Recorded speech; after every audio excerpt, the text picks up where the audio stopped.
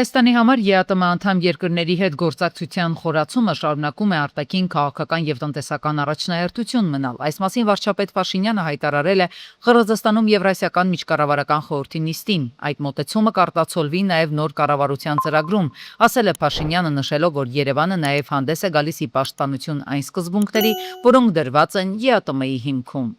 Одним из основополагающих принципов Կազմակերպության հիմնարար սկզբունքներից է ապրանքների, ծառայությունների, աշխատուժի ազատ տեղաշարժը։ Ցավոք, այդ սկզբունքները գործնականում լիարժեքորեն չեն իրագործվում։ Առանձին սահմանափակումները եւ վարչական գործողությունները շարունակում են խոչընդոտել ընդհանուր շուկայի լիարժեք գործունեությունը, նվազեցնելով բիզնեսի վարման պայմանների կանխատեսելիությունը եւ ինտեգրացիոն գործընթացների արդյունավետությունը։ Այս հարցերն անտեսելը կարող է ոչ միայն արգելակել ԵԱՏՄ հետագա զարգացումը, այլև բացասաբար անդրադառնալ ԵԱՏՄ-ի նկատմամբ քաղաքացիների եւ միության անդամ երկրների գործարար շրջանակի վերաբերմունքը։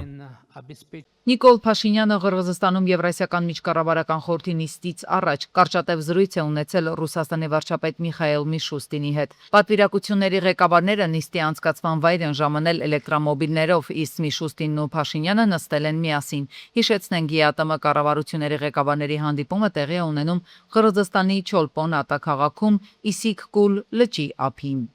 Նիկոլ Փաշինյանն անդրադարձել է հարցին, թե ինչու է անհնար ԵԱՏՄ-ի եւ Եվրամիության միջև ընտրության վերաբերյալ հանրաքվե անցկացնել։ Նա ասել է, որ Երևանը հասկանում է ԵԱՏՄ-ին եւ Եվրամիությանը միաժամանակյա անդամակցությունն անհնար է, բայց Եվրամիությանն անդամակցելու գործընթացի մեկնարկի մասին օրենքի ընդունման փաստը միայն նշանակում է, որ Հայաստանը հնարավորություն ունի դառնալ Եվրամիության անդամ։ Երբ ապագայում պատրաստ լինի անդամակցել Եվրամիությանը, դա էլ չի նշանակում, թե երկիրը ինքնաբերաբար կդառնա Եվրամիության անդամ։ Դեռ անհրաժեշտ է ստանալ Եվրամիության անդամների եւ Հայաստանի քաղաքացիների համաձայնությունը։ невозможно этот вопрос вывести. Առանց նախնական ինստիտուցիոնալ աշխատանքի հնարավոր չէ այս հարցն առաջադրել Հայաստանի Հանրապետության քաղաքացիների լուծմանը եւ նույնիսկ դրանից հետո անհրաժեշտ է դիմել ԵՄ-ին անդամակցության պաշտոնական հայտով։ Դրանից հետո էլ պետք է ստանալ ԵՄ-ին անդամակցելու թեկնածուի կարգավիճակ։ Առանց թվարկված փուլերի առնվազն մեծ մասն անցնելու հանրաքվեի անցկացումը կլինի անբովանդակ եւ կնշանակի, որ մենք ակնկալում ենք քաղաքացիներից մի հարցի պատասխան, որն այս պահին գոյություն չունի։ Դա կնշանակի, մենք Հայաստանի Հանրապետության քաղաքացիներին ընտրության առաջ են կանգնեցնում այլընտրանքների միջև, որոնցից մեկը գոյություն չունի։ Դա անհարգալից է լինելու ժողովրդի հանդեպ եւ անտրամաբանական։ ԵԱՏՄ խորհրդի նիստում Նիկոլ Փաշինյանը փաստաթղթեր է ստորագրել, որոնց թվում միանգամից 3 համաձայնագիր կա։ ԵԱՏՄ-ում էլեկտրոնային առևտրի մասին, գիտական կոչումների վերաբերյալ փաստաթղթերի փոխադարձ ճանաչման մասին, ինչպես նաև բրոքերների եւ դիլերների բորսայական առևտրին մասնակցելու փոխադարձ թույլտվության մասին։ Փաստաթղթերի թվում են նաև կարգադրություններ համաշխարհային շուկաներում մրցակցության վիճակի եւ մրցակցության կանոնների խախտումների կանխման վերաբերյալ։ Կառավարությունը պատրաստակամություն է հայտնել պատասխանատու գերատեսչության միջոցով հանդիպում կազմակերպել Բաքվում ապօրինաբար պահվող Ռուբեն Վարդանյանի կնոջ հետ։ Գործադիրից հայտնել են, որ կապ է հաստատվել Տիկին Զոնաբենդի հետ եւ փոխանցվել են համապատասխան պաշտոնատար անձի կոնտակտային տվյալները իրեն հարմար ժամանակ հանդիպումը կազմակերպելու համար։ Հիշեցնենք, որ Վերոնիկա Զոնաբենդը հուլիսի 8-ին բաց նամակով դիմել էր վարչապետ Փաշինյանին, տեղեկացնելով կանանց միջազգային մարդասիրական պատվիրակության կազմում մեկնելու իր մտադրության մասին։ 9-րդ գումարման ազգային ժողովում նիստերի 6-րդ օրը խորհրդարանը շարունակել է քննարկել փոխխոսնակի ընտրության հարցը։ Երրորդ փոխխոսնակի պաշտոնում առաջադրվել է Արամ Վարդևանյանը, նա անդիմության թեկնածուն է։ Մեկ օր տևել են հարցերը, մեկ օր տրամադրել են ելույթներին։ Ազգային ժողովի նախագահի տեղակալի 2 աթոռները արդեն զբաղված են։ Նախորդ օրերին խորհրդարանում տեղակալների պաշտոններում ընտրել են Հայկ Կոնջորյանին եւ Վահագն Ալեքսանյանին։ Արմավիրի մարզի առաջին ատյանի ընդհանուր իրավասության դատարանում մեկնարկել է ամենայն հայոց կաթողիկոսի եւ Գերագույն հոգեվոր խորհրդի անդամ 6 եպիսկոպոսների քրեական գործի նախնական դատալությունների առաջին նիստը։ Դատարանի մոտ են եղել կաթողիկոսին աջակցելու նպատակով Հայաստան խմբակցության падգամավորները, Բարգավաճ Հայաստան կուսակցության ներկայացուցիչները, ինչպես նաև տարբեր ընդդիմադիր գործիչներ։ Ուժեղ Հայաստանի падգամավորները օրվա երկրորդ կեսին լքել են ազգային ժողովի դահլիճը եւ շարժվել դեպի Էջմիածին։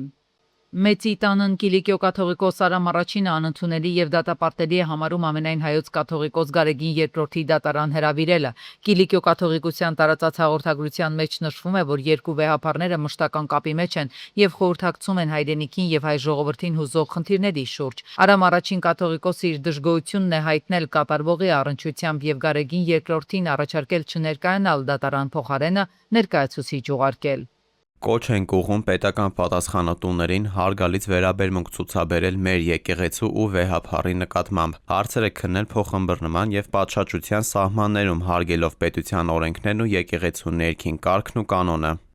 Ամենայն հայոց կաթողիկոս Գարեգին II-ի եւ 6 եպիսկոպոսների դեմ իրականացվող դատական գործընթացը դատապարտել է նաեւ Երուսաղեմի հայոց պատրիարքությունը։ Եկեղեցու ներքին կանոնական, վարչական եւ կարգապահական հարցերին պետական մարմինների միջամտությունը հակասում է եկեղեցու ինքնավարության սկզբունքներին եւ վտանգավոր նախադեպ է ստեղծում եկեղեցի պետություն հարաբերություններում, նշված է հայտարարության մեջ։ Պատրիարքությունը կոչ է անում պատկան մարմիններին հարգել սահմանադրությամբ երաշխավորված հայ առաքելական եկեղեցու ինքնավարությունը զերծ մնալ այնպիսի քայլերից, որոնք կարող են խորացնել ազգային պառակտումը եւ անդառնալի վնաս հասցնել հայ եկեղեցու եւ պետության փոխհարաբերությունների։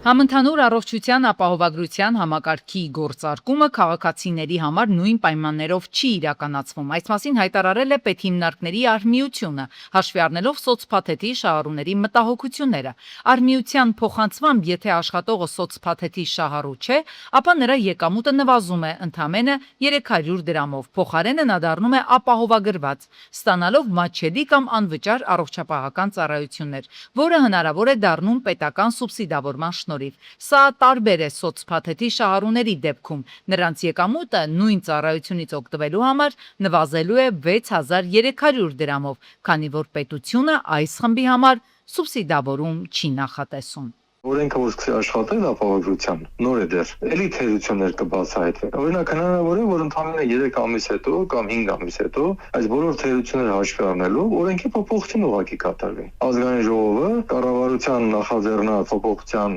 լսումների շրջանակում օրենքի փոփոխություն կատարի։ Մեզ մոտ Հայաստանում բոլոր օրենքները փոփոխվում են տարբեր հաճախականությամբ։ Ուկրաինական անօթաչուները այս անգամ եւս թիրախավորել են Եկատերինբուրգում գործող Wildberries-ի լոգիստիկ կենտրոնը։ Հարձակումից հետո տարածքում հրդեհ է բռնկվել։ Ընկերության աշխատակիցները տարհանվել են, տուժածներ չկան։ Հրշեջները շարունակում են մարել կրակը։ Ուկրաինան շարունակում է պնդել, որ լոգիստիկ կենտրոններն օգտագործվում են ռուսական բանակի մատակարարման համար, իսկ Wildberries-ը հերքում է այդ պնդումները։ Ռուսաստանի պաշտպանության նախարարությունը հայտարարել է, որ անցած գիշեր երկրի տարբեր շրջաններում խոցվել է 203 ուկրաինական անօթաչու։ Սաուդյան Արաբիան, Թուրքիան եւ Պակիստանը Ջիդայում համատեղ պաշտպանական համաձայնագիր կստորագրեն, նախատեսվում է Սաուդյան Արաբիայի թագաժառանգի հանդիպումը Թուրքիայի նախագահ Ռեջեփ Թայիպ Էրդողանի եւ Պակիստանի վարչապետի հետ։ Լրատվամիջոցների տեղեկացմամբ այս քայլով տարածաշրջանային տերությունները ձգտում են ամրապնդել անվտանգության կապերն Իրանի շուրջ պատերազմի ֆոնին, որի անուղղակի մասնակից են դարձել նաեւ Ֆարսից ծոցի երկրները։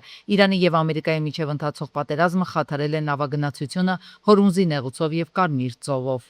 Թրամփը հանձնարարել է դադարեցնել ծննդաբերական զբոսաշրջության պրակտիկան։ Իշխանությունները պարտավոր են որպես ծննդաբերական զբոսաշրջություն որակել այն դեպքերը, երբ օտարերկրյա քաղաքացիները ժամանում են Միացյալ Նահանգներ բացառապես երեխա ունենալու նպատակով, որպեսզի նա ստանա ամերիկյան քաղաքացիություն։ Թրամփի մեկ այլ հրամանագրով ընդլայնում է այն օտարերկրացի երեխաների շրջանակը, որոնք չեն կարող օգտվել Միացյալ Նահանգներում ծննդյան իրավունքով քաղաքացիություն ստանալու իրավունքից։ Խոսքը դիվանագետների թշնամական պետությունների քաղաքացիների երեխաների մասին է։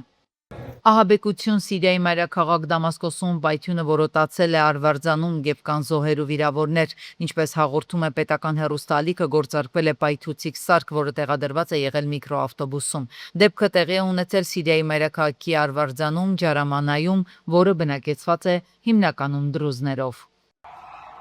Թայլանդի Բանգկոկ քաղաքում 9-րդ դասարանի աշակերտը կրակ է բացել դպրոցում, ինչի հետևանքով զոհվել է 2 ուսուցիչ եւս 15 մարդ տարբեր աստիճանի վնասվածքներ է ստացել։ Նախտակա տվյալներով կրակոցներից հետո կասկածյալն ինքնասպանություն է գործել դասասենյակներից մեկում։ Ոստիկանությունը տարհանել է աշակերտներին եւ ուսուցիչներին շրջափակել դպրոցի տարածքը, իսկ դեպքի դրդապատճառները պարզվում են։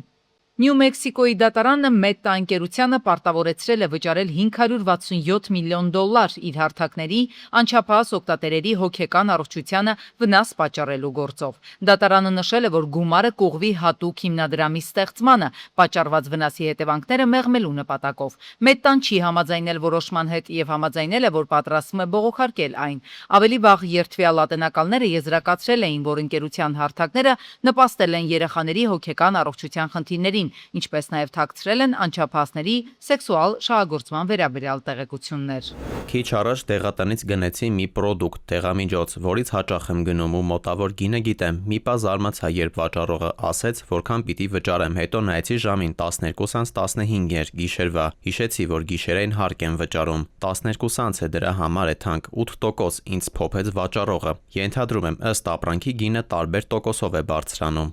Սոցիալական ցանցերում դժգոհում են, որ նույն դեղամիջոցը կեսգիշերից հետո ավելի թանկ են գնում։ Բողոքում են նույն ապրանքը նախկինում բազմիցս գնել են ավելի էժան ու պնդում են, որ գնի տարբերությունը պայմանավորված է եղել միայն վաճառքի ժամով։ Պարզվում է նման դեպքերը եզակի չեն։ Գիշերային ժամերին աշխատող որոշ դեղատաներում նույն ապրանքի արժեքը կարող է բարձրանալ։ Վաճառողները հաճախ դա բացատրում են ծրագրային փոփոխությամբ կամ գիշերային սպասարկմամբ։ Սակայն արդյոք օրենքը սահմանում է, թե որքան կարող է թանկանալ դեղը։ Ես իմ մեկնաբանությունը կարամ ասեմ, որ կա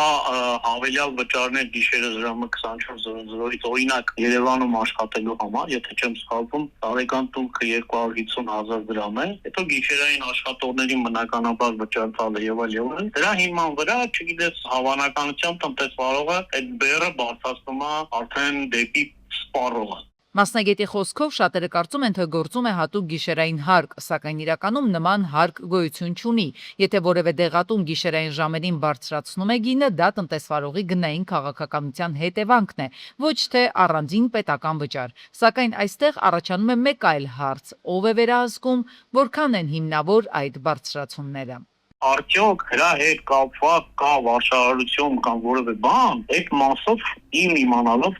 չկա նման բան։ Այսինքն տնտեսվարողն է որոշում իր ապրանքը ինչ գնով վաճառել։ Այսպիսով, եթե կեսգիշերից հետո նույն դեղամիջոցն ավելի թանկ եք գնում, դա չի նշանակում, որ վճարում եք գիշերային հարկ։ Ավելի հավանական է, որ տվյալ դեղատունը գիշերային ժամերի համար կիրառել է իր կողմից սահմանված գնային քաղաքականությունը, իսկ սպառողներին մնում է համեմատել տարբեր դեղատաների գները եւ ընտրել իրենց համար առավել շահավետ տարբերակը։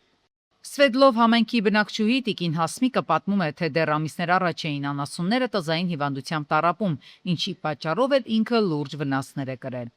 Հիվանդությունը դա նշանակում է, որ կիզը կծում է անասունի, այունը ջուրը կտրում, եթե ջերմությունը տալիս է, եթե հասցնում է այդ պայն անասուն կա փրկվում, անասուն կա չի փրկվում։ Անասունը որ հիվանդ է լինում, մսավաճառները ավելի շատ հազար գնով են տանում, մարդիկ ստիպված լցում են իրենց մարազնիկի չեն ուզում էլ վաճառեն, որ շահագործեն, արժեք չունեն։ Իրանց այդ պահը ծախսերը դուրս չի գալիս էլի։ Ոնց որ ամեն ինչ հարոտավայրի գումարով իր անասունների խոտիկը իր ծախսերը որ հաշվում են, այդ մարդկանց հետ մի բան չի մնում։ Մինչև կառավարությունը գյուղատնտեսության զարգացման մասին է հայտարարում, անասնագլխաքանակը շարունակում է նվազել։ Վերջին 5 տարիների վիճակագրական պատկերը հետևյալն է. 2025-ին 476,000, 2024-ին 490,000, 21-ին 613,000 անասուն է հաշվառվել։ Մարդիկ ցանկություն ունեին անասուն պահելու, այժմ այդ ցանկությունը նվազել է։ Անասնագլխաքանակը նվազում է գրեթե բոլոր մարզերում։ Գեղարքունիքում 25-ին շուրջ 72,000 անասուն է հաշվառվել, 24-ին 76,000, 20-ին 100,000 անասուն։ Արագածոտնում 2025-ին հաշվառվել է 53,000, 2024-ին 55,000, 2020-ին 73,000 անասուն։ Սյունիքում 2025-ին 15,500 կով կար, 2020-ին այն եղել է 23,000։ Վիճակագրությունը նաև արձանագրում է անասնագլխաքանակի անկման պայմանավորված կաթի նվազումը։ Անասուն պահելը տնտեսապես այլևս շահավետ չէ, փաստում են գյուղոլորտի փորձագետները եւ հավելում. դեղորայք, կեր, անասնաբուժական ծառայություններ, ամեն ինչն է ազդում անասնապահության վրա։ Ակնհայտորեն ցանկային տարածությունները, եթե կերային մշակաբույսերի կրճատվում է երկրում, պետք է դա հանգեցներ տավարաբուծության ընդհանուր խոշոր երջերավոր անասունների գլխաքանակի կրճատմանը։ Արձանագրվել են կաթի միջին գների անկում, այսինքն ինչ է ստացվում։ Կերային մշակաբույսերի ցանքերը կրճատվում են, կերը թանկանում է, արդյունքում ոչ միայն կաթը չի թանկանում, այլ ավելի էժանանում է։ Ակնհայտ է, չէ՞, որ դա պետք է արդեն պակաս շահութաբար ու հետևաբար նաև գյուղացին ֆերմերը գնալով հրաժարվում է ավել գլխաքանակից ու կրճատում է այլ գործունեություն է փորձում իրականացնել։ Մասնագետները անասնագլխաքանակի անկման տարբեր պատճառներ են քննարկում արոտավայրերի անհասանելիությունից մինչև ներքին շուկայական խնդիրներ։ Նրանց գնահատմամբ անասնագլխաքանակի նվազումը միայն գյուղատնտեսական խնդիր չէ, այլ նաև պարենային անվտանգության եւ գյուղական համայնքների զարգացման հարց։ Ոլորտում անկումը հաղթահարելու համար անհրաժեշտ են պետական նպատակային աջակցության ծրագրեր, մատչելի վարկավորում, անասնաբուծության ժամանակակից տեխնոլոգիաների ներդրում, անասնակերի ապահովում եւ հիվանդությունների արդյունավետ կանխարգելում։ Մասնագետները վստահ են, համակարգված եւ երկարաժամկետ քայլերի դեպքում հնարավոր կլինի ոչ միայն կասեցնել անկումը, այլև աստիճանաբար վերականգնել անասնագլխաքանակը, ապահովելով ոլորտի կայուն զարգացումը։ Օգոստոսի 6-ին ողբերգական դեպք է եղել Մայրաքաղաքումն ու Բարաշենի աղբավայրում աշխատանքներ կատարելիս տրակտորն աղբն առաջ է տարել, լցվել է քաղաքացու վրա։ Տեղում աղբավայրի աշխատակիցներն ու օպերատիվորեն ժամանած փրկարարության Երևանի թիվ 10-րդ շրջփրկարարական ջոկատի փրկարարները որոնողական աշխատանքի արդյունքում հայտնաբերել են տուժածին, մեծ դժվարությամբ դուրս են բերել, մոտեցրել օպերատիվորեն ժամանած Երևանի շտապ օգնությանը։ Բժիշկները տեղում օգնություն են ցուցաբերել, հետո տեղափոխել հիվանդանոց, սակայն նա գիտակցության չգալով մահացել է։ Դեպքի բոլոր հանգամանքները պարզելու համար իրավապահները իրականացնում են անհրաժեշտ ուսումնասիրություններ ու քննչական գործողություններ։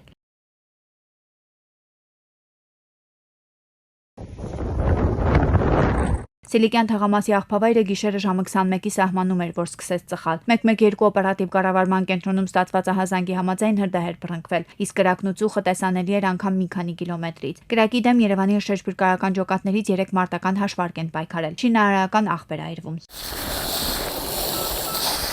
Արդեն 3-4 անգամ ավտոմեքենաները գնացել են, իսկավորվել են ջրով, նորից վերադարձել են դեպքի վայր։